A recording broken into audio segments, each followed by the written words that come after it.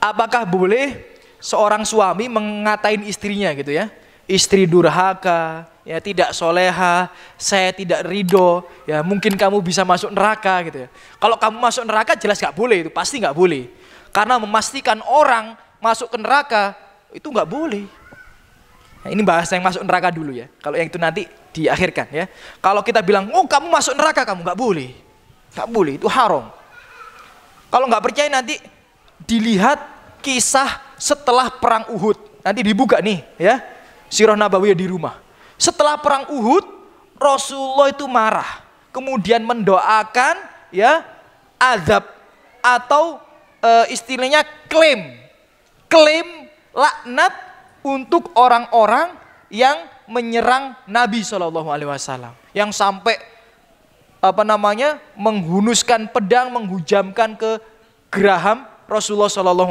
Rasulullah SAW kan kena luka pedang banyak, ya. Sampai pedang itu masuk ke menembus helm besinya Rasulullah, masuk ke pipi dan geraham Rasulullah sampai lepas, bercucuran darah wajah Rasulullah yang paling dicintai oleh Allah Subhanahu wa Ta'ala. Beberapa sahabat meninggal. Hamzah, manusia yang dicintai Rasulullah SAW, paman tercinta Rasulullah, meninggal. Rasulullah marah, melaknat. Kalau laknat itu dalam tanda kutip artiannya itu sama kayak vonis neraka. Nah, Rasulullah ditegur sama Allah Subhanahu wa Ta'ala. Wahai Muhammad, bukan hakmu ya memvonis orang itu dapat laknat tidak dapat laknat, masuk neraka enggak masuk neraka, itu bukan hakmu.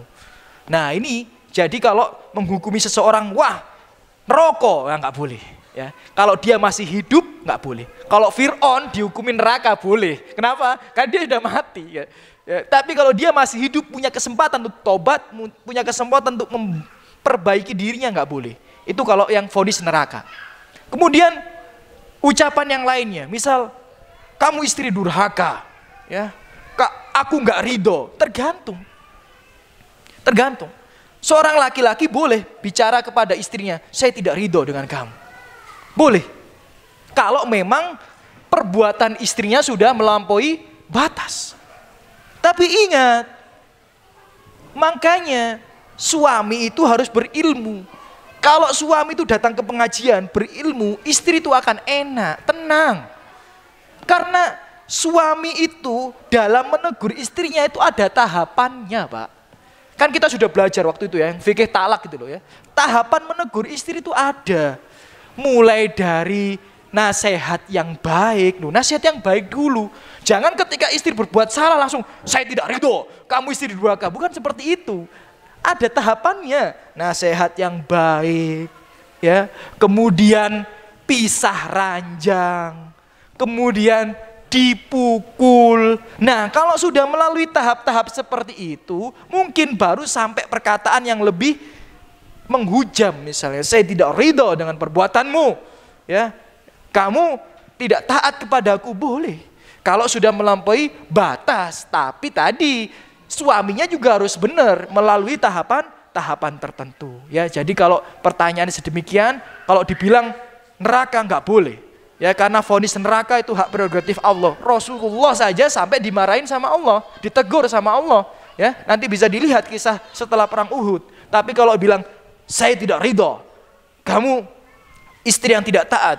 Ya boleh kalau memang melampaui batas dan sudah melewati tahap-tahap yang disyariatkan. Karena memang Allah ini tahu kalau istri itu tidak sempurna. Nggak ada wanita yang sempurna.